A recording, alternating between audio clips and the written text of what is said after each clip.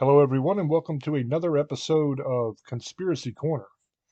Tonight, we're going to be talking about MK Ultra. Now, I'm sure a lot of you know what MK Ultra is or you've heard of it. For those that haven't, it is one of the most notorious and controversial covert operations in the history of the U.S. With its roots embedded in the Cold War era, MK Ultra represents a dark chapter in American intelligence. It's marked by clandestine experimentation on human subjects, mind control techniques, and absolutely ethical violations. The origins of MKUltra trace back to the early 50s, when concerns about brainwashing and mind control tactics employed by enemy nations were at their peak. Now, this was particularly the Soviet Union and China were the main ones that everybody was worried about the brainwashing and mind control experiments that they were doing. The CIA, driven by fears of communist influence and the need to gain a strategic advantage, initiated the MKUltra program as a top secret program aimed at exploring the possibilities of mind control, interrogation methods, and behavior modification.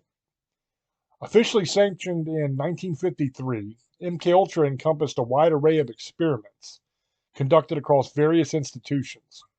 You got universities, hospitals, research facilities, often without the knowledge or the consent of the subjects involved. This is another one of those that they kind of experimented on people without their knowledge. The program was shrouded in secrecy, and many of its activities remained classified for decades.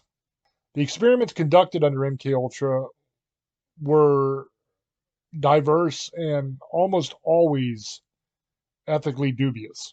They included administering psychoactive drugs such as LSD, mescaline, and psilocybin to unsuspecting individuals in an attempt to manipulate their behavior and their mental state.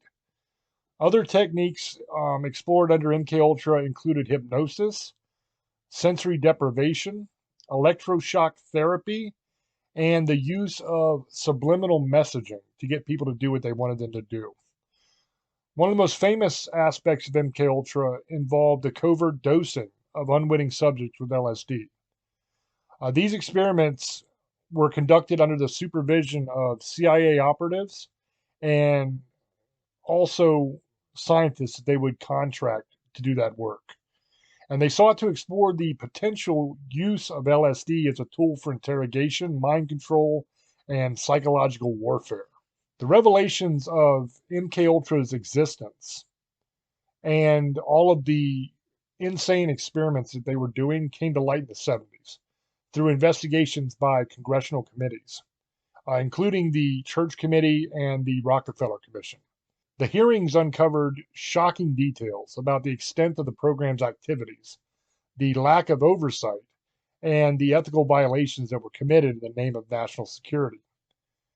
The exposure of MKUltra led to public outrage and calls for accountability within the intelligence community. Many condemned the program as a violation of human rights and basic ethical standards, highlighting the dangers of unchecked government power and the erosion of individual liberties in the pursuit of national security objectives. In the aftermath of the revelations, MKUltra became a symbol of government overreach and the potential dangers of unbridled secrecy in intelligence operations. It prompted reforms in oversight mechanisms, increased the scrutiny of government research programs, and it sparked debates about the ethical boundaries of scientific experimentation.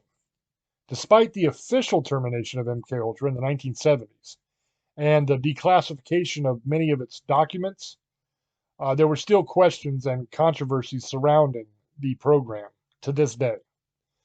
The full extent of the program's activities, the identities of its victims, and the long term consequences of the experiments really still aren't known. There's still a lot of speculation and controversy surrounding that, of whether we even know everything that happened. Another thing is there's a huge theory that it never ended. They claim that they stopped doing it, but a lot of times what these intelligence agencies will do is publicly claim they're going to stop something and then just keep on doing it behind the scenes privately and just keep it secret. And there's a lot of people that think that that's what's going on here with the MK Ultra program, that it's still active today, still being used. One thing is 100% for sure, and that is that the knowledge gained through the experiments of the MK Ultra program has been used to this day. What they learned from doing it, they've learned better interrogation techniques. They've learned a lot of shady stuff, and they for sure are still using all that stuff. And I wouldn't be surprised if the exact same program is still active. They just changed the name of it to kind of throw everybody off the scent. But anyway, that is the tale of MK Ultra. It was a time in our past, in our history, that the government experimented on people without their knowledge, and they just did really terrible, shady stuff.